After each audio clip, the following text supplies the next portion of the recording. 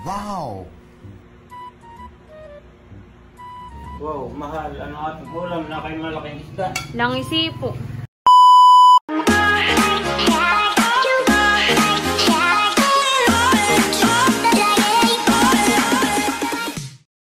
Hi guys, ako si Mahal at welcome back sa aking channel. So for today's vlog po ay magluluto po si Tito Eric ng sinigang na langisi para po sa aming dinner. So tara po. Yan po si Tito at kukuha po ng talbos. Ito pong talbos po ay nandito po sa may harap po ng tindahan. Ito mahal ay tanim ng tatay. Oo. Sabi kalsada lang. Meron din pong ano. Nanalbos mahal. At saka ito laging kinukuhaan din ng tatay. Oo. Ating isasahog doon sa bigay ng tita na isda. Tapos ay meron din po pala dito tanim sa tatay na kalamansi. May ano na, may bunga ng maliit. Yan malay kahit maliit pa, mababa ay nagbubuha. Oo. Talbos. Dito malay lalo na pagka umulan sa gabi, tapos sa umaga ka mananalbos. Diyan kung mapapasin mo mahal, ito yung talbos na malambot siya. Oo. Pero kasi yung talbos ng kamuti na matigas yung tangkay, ito malambot. Mananalbos lang tayo at ating sasahog. Sasahog. At ito na po yung isda po na langisi. Ito po ay galing po kay Tita Nels and Tito Emil. Thank you po Tita Nels and Tito Emil. Tapos ay meron din pong katmon, luya, siling green at saka po yung talbos po na kinuha kanina ni Tito. Sinigang. Parang sinigang po ang luto. Sinigang. Hindi sa ating katawag yung sinigang. Pero ito yung ibang version. Yung ang pang-asim niya, yung katmon. Tapos luya lang gagamitin natin. Misili. Ito yung pinakang-asim niya. Ang sinadjust pong luto nila Tita Nels ay yung pong sinuang na nga po bagay. Yung daw pong may mustasa ay kasi meron naman po si tatay na talbos po ni natalis. Kaya ito na lang. Tsaka masarap ay bagay sa may katmon. Next time na lang po namin tatry yung sinuang. Ito mahala yung nung binigay ng Tita Nels ay buhay pa. Nahinga-hinga pa. Kaya tuwang-tuwa po si nanay. Thank you po ulit dito sa isda. Sabi ng ating nilod ay mataba daw yung ganyan. Oo nga, halata naman po. Din. Excited na. Ito po ay sisigang. At ito na po yung langisi. Nalinisan na po ito ni Tito Eric. Tapos ay nahiwa-hiwa na rin po. Slice na. Ngayon naman malati ng ano. Itong katmon naman atin lang babaakin dito. Katmon. Yan po yung pinakampang asim po. Tanggalin lang natin itong mga nasa una. Hugasan pa natin yan. Sarap din mali itong katmon han eh. Kainin han eh. Oo. Mayroong toyo. Sasawang toyo may sili. Oo. Kasi masarap. Ito yung pinakang laman niya. Parang bira din lamang lang ganitong prutas ng ganito hanis. Dito sa Quezon marami. Pero sa ibang lugar ay meron din. Sa mga probinsya po.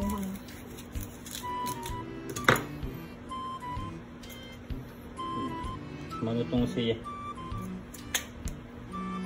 Makakain din po yung balat po niyan.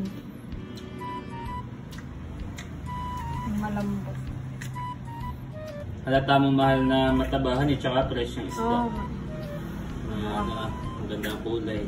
Ako po ay bihira lang makatikim ng langis eh. Lagi ating maulang ay mga galunggong, mga buraw, mga ganun po ang isda po dito na nabibili. Pwede sa palisda na huli dito. Meron din naman nahuhuli niya sa ano. Kasi bihira po eh. Oo. Tsaka mas mahal. Mas mahal. Mahal sa palengke. Tsaka sa mga lako.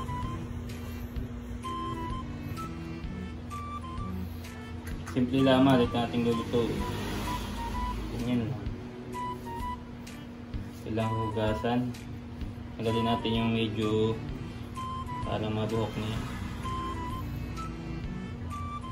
Tawagit sa atin yung mga sungot. Sungot ng katmon. Pag sinabing sungot malimot, parang mga ano eh. Yung pong talbos po ay nahugasan na rin po. Hugasan muna natin. Ayan, natin nahugasan. hugasan yan sa... Yan po at nahugasan na po ni Tito. Tumalo yung siling haba at yung sasabay para saka yung pinipit nating luya. Luya. Tapos ito lang mahal, yung ating katmon. Katmon. Pinakang gulay na din siya. Oo. Siya naman po yung masarap din kainin. Tapos lagyan lang natin ng konting asin.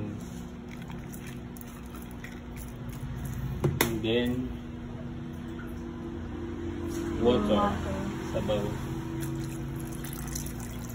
Mukha ko yan eh. Konti lang muna ng tubig. Mamaya natin muna siya dagdagan. Pagka bumulo na siya. Tapos yun, pagka-dagdag ng... Pagkakulo niya mahal, dadagdagan lang natin ng konting sabaw at atin ang ilalas yung gulay. Okay. Tapos okay na po yun. Magalisahan po palang luto. Atin lang tatakpan siya pag... Kasi ito po ipapakuluan na. At habang pinapakuluan po yung isda ay dito po muna ako sa tindahan. At hindi pa po si nanay nagsasara ng tindahan. Maya-maya pa raw po. May mga nabili pa po. Pero ngayon po ay mag-8 na. Nandito rin po si tatay nanonood. Oh, nagtatahi. Kahit gabi. Ito yung costume ni Unto. Si Unto po ay kasali po sa Bayang Pagbigkas. Kuluan na po. At ilalagay ko na po itong talbos po. Oh, yan mahalay, atin ang nahugasan. Ah. Kalat. Dito.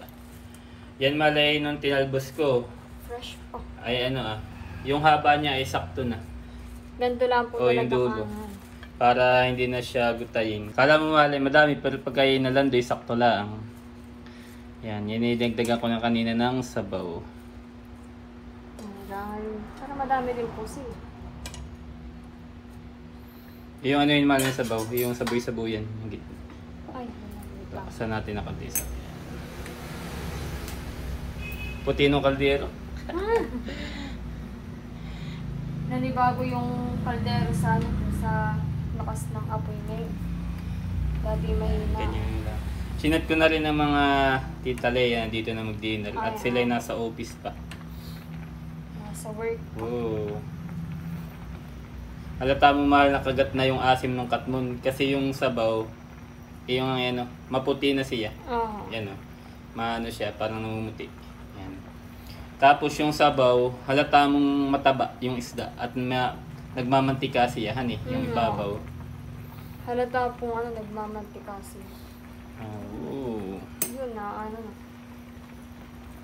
Yan namang gulay, madali lang maluto. Pagka yan ay lumambot na, okay na yan. Gusto nga ng tatay yung ganyan na yung malutong ay ayaw yung malatang malata po. Ayaw niya ng labog. Kakain na. Hindi na raw po tatakpan. Madali lang maluto ito. Kita-kita po yung yung sabaw. Nagmamantika. Mataba talaga yung isda. Mataba po yung isda. Palaki ng ulo May gipagigit ng sabaw. Ganun po yung gusto ni Tata, yung ulo na part. Sila ang antayin at tayo kakain. Pero minsan ay nalilit din ng tita Lea. Oo, minsan po pinapauna na tayo kumain. Nag-overtime siya. Mga minsan uli mahal ay tayo dadayo sa mga tita nagpamimingwitan sa pamamangka. Hindi na tayo nakakapot ng palisdan at busy din naman sa tindahan. Kahit walang pasok po ay si mahal po ay busy sa tindahan. Ngayon po ay wala po muna si nanay kasama sa tindahan na tindera po. At wala pa naman po akong pasok. Pagka ganito mahal na medyo mga estudyante. Siyempre mga walang pasok. Ay pero malapit na po ang pasok at sa June 16 po may pasok na sila Barunto. Pwede 2 weeks na lang kasi Batutoy po ay sa PSH na rin papasok. Malapit na school. Ay next week na po ata yung pasok nila. Pag wala mahal katmon, pwedeng kalamansi lang. O di kaya ay ang inihahalo ng iba ay kamatis. Kamatis. Pang paasim. Yan po at luto na po itong ating ulam. Luto na po itong ating langisi na isda. Kain Ina na. Wow!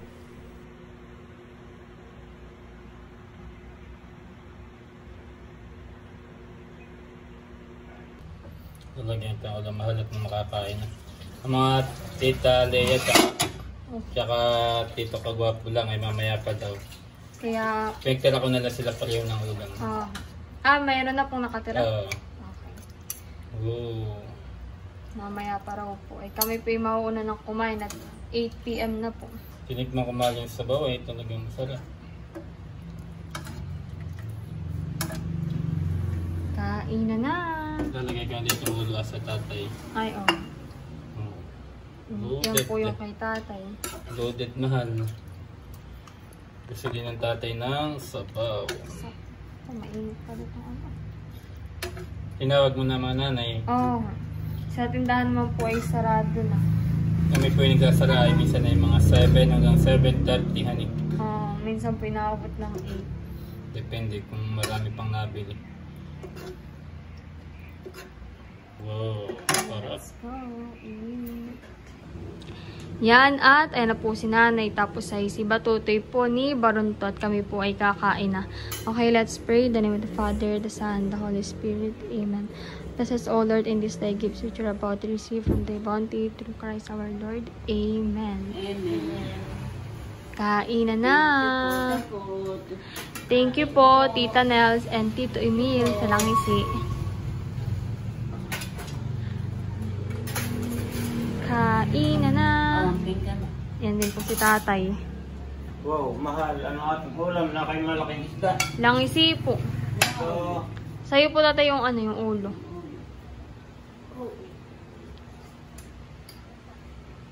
Si Batutoy po yung nagpapasama bukas at mag-e-enroll daw. Pero enrolla na po. Enrolla na pala bukas. Mag-grade 7 na po si Batutoy. Yung kanya pong school ay malapit na rin. magkukon pa. Kain po. Brigada. Brigada. Ay, madali lang naman po magbrigada. Kain po. Kain tayo. po.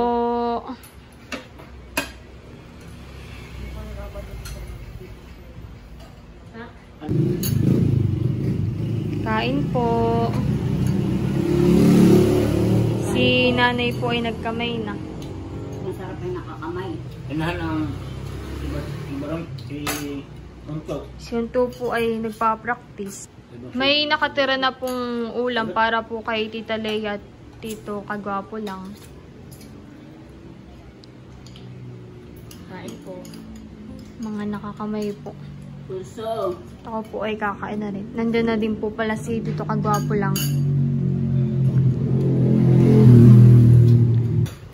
Bo, tapos na po agad si Batutoy kumain. Ba't di nagdadalak ba ito? Yung daming kanin pa? Si Tito Kagwapo lang po ay kakain na rin. Thank you, mahal, sa pagluluto. Thank you rin po kay Tito Eric. Ay, kayo po.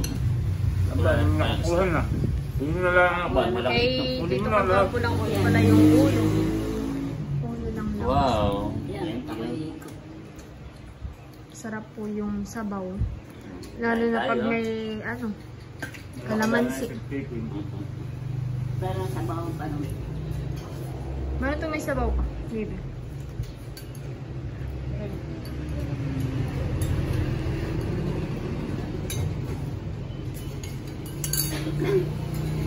Ako po yung magkakamay na lang. Sarap ng mahalay nakakamay. Sarap. Hindi ko man din. Sarap na isa.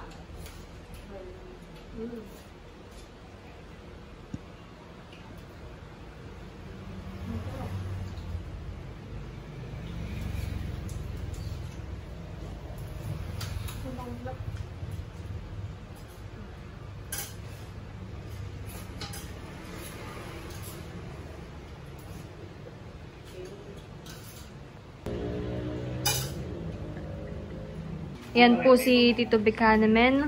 Nakahabol. Sarap mahal. Nakain na rin po. Yum lang. Sarap ang langs. At si Tita Kaliyaan po pala ay nasa poblasyon na po. Baka po nag-dinner na. Para dinner na yun. Oh. Kain po. Ngayon naman po ay nandito po ako sa tindahan. Dito po ako magkakape. Si Kaya nanay, sobrang init na naman. si nanay po yung walang kasama dito sa tindahan. Ano? Ano? Keratin, anong kulay? Black. 37. Dito po. Tawas? 15. 15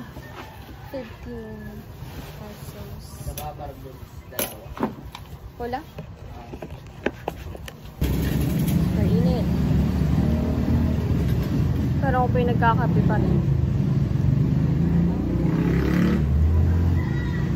Papasama na si Batutoy. Nakita na daw ang card. Baka. Hindi ko po alam kung kailangan ng PSA. Saka yung Gawa ng bago siya ay. birth certificate. Oo, ayun. Ayan po si Batutoy at magpapa-enroll na raw po. Dala na po yung kanyang card at saka po itong kanyang PSA. Pero sabi ko po ay ipa-xerox muna. Photocopy muna. Para sure. Hindi ko tatandahay kung alin ang need. Bebe. At kami po ay papunta na ngayon sa school. Ayan na po yung kanyang form. Tingin, bebe. Ano yan? Ito. Registration form. Tara na. Payong. Papunta na po kami sa school at si Batutoy po ay kukuha daw muna ng ballpen. Hindi na nagpayong. Tatakbuhin na lang daw po niya. Malapit lang naman po. At ayan na po yung school.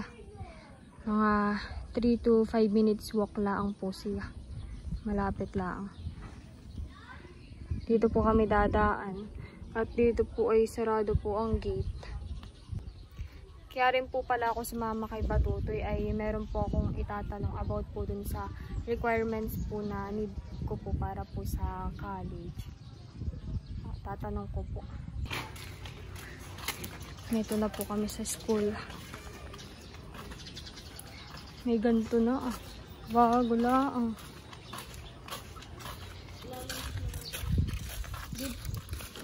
Ako po ay nandito na sa bahay at sila Batutoy po ay enrolled na.